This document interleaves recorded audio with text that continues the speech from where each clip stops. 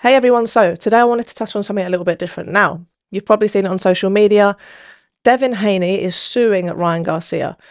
So it's crazy. I don't know if I can't remember ever seeing anything like this before.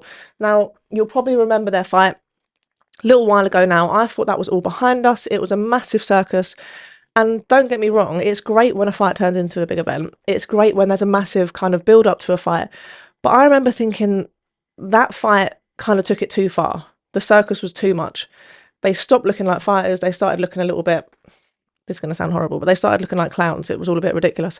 Before the fight, people were genuinely worried for Ryan Garcia's mental health to the point where a lot of people were saying he shouldn't have even been fighting. He ended up missing weight, got fined, fight went ahead. He ended up winning. Well, he kind of battered Haney, really. And then after the fight, Garcia failed 3 drug tests. Now, since then, he's paid a fine and he's on a 1-year ban. So that was that. Didn't think it would kind of come up again, thought it was over, thought we'd eventually see the rematch and that would be the end of it. Now, seeing this in the news, it's kind of like, I'm not sure how to feel about it. And let me start by telling you my stance on drug cheats in boxing. Now, I've got a strong stance in it. I don't think there's any place for steroid use in boxing. It's already an extremely, extremely dangerous sport. This is not running.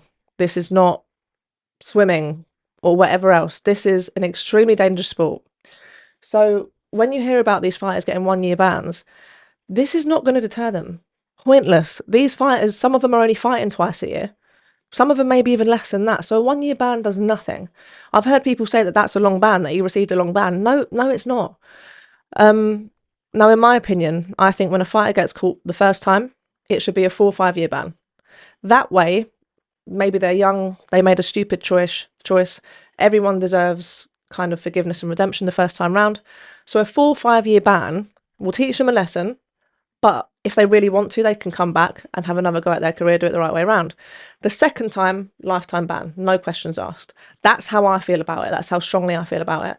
You'd hear some people say lifetime ban straight away, no second chance. And again, you could argue for that.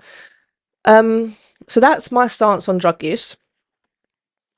So you would think maybe seeing Haney sue Garcia, I would kind of maybe be all for it, but something about it just doesn't sit right for me. And I think it's because you expect fighters to act like fighters, and something about taking someone to court for beating you in the ring in a fight that you've agreed to just doesn't sound right. Now, his reasoning behind it, let me have a look. I've got it on my phone. I don't really understand a lot of the legal stuff, but bear with me. Haney sues Ryan Garcia for battery, fraud, and breach of contract. Now, obviously, in the contract, it will state that he will have agreed not to take any substances, so there's that. I'm not sure what the fraud part is about, and the battery part, again, just feels weird because you've agreed to get in the ring with this man. He's also somehow involved Golden Boy, which is interesting. Never seen anything like that. It says the suit also names Garcia's promoter, Oscar De La Hoya, and Golden Boy promotion. Haney seeks full accounting of the event that includes evidence to support expenses. Again, not sure what that means. Now, Garcia has obviously come back. He was always going to. He's made some tweets saying, I'm basically getting sued for doing my job. It's not as simple as that. There's a lot of grey areas. But yeah, something about it doesn't sit right. Now, I remember after the fight, everyone said, why is Haney getting so much stick? Why is everyone hating on Haney? It's because of stuff like this. If you remember back to fighters like Miguel Cotto, he fought Margarito the first time round. Margarito literally went into that fight with weapons in his gloves. That's the seriousness of it. Did Cotto moan? Did he bitch? No. He didn't sue him, none of that. He got the rematch, went in there and did things the right way. And that's why people love Cotto.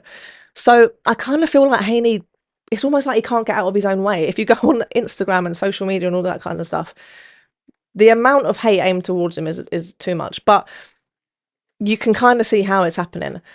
I mean, obviously Haney, his dad, they don't care what anyone thinks, and nor should they. They're doing what's best for them, and rightly so. But part of me thinks, why don't you just kind of like get another fight under your belt while Haney's serving his ban, and then come back and take that rematch? Surely that's what everyone wants to see. Surely that for your pride would be better. No, I don't know. Yeah, it's all a bit of a weird one. Now, you could argue that this lawsuit could set a precedent.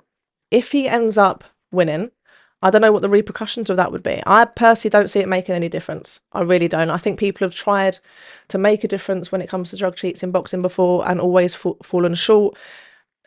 For whatever reason, it's extremely hard to kind of make any changes within boxing. There's a lot of different moving parts. But let's say it did make a difference, and all of a sudden people did start thinking twice about whether they want to take these illegal substances. Who knows? I don't see it happening. Maybe I'm pessimistic. But yeah, that's that one. It's a bit crazy. Let me know what you think. Legally, let's see how it plays out. Part of me thinks maybe this is all a game to make the rematch even bigger. It was already huge. It was always going to be huge after how the fight went down. But now, after this, it's going to be even bigger. And maybe they're playing us. Maybe this is all an act. Who knows?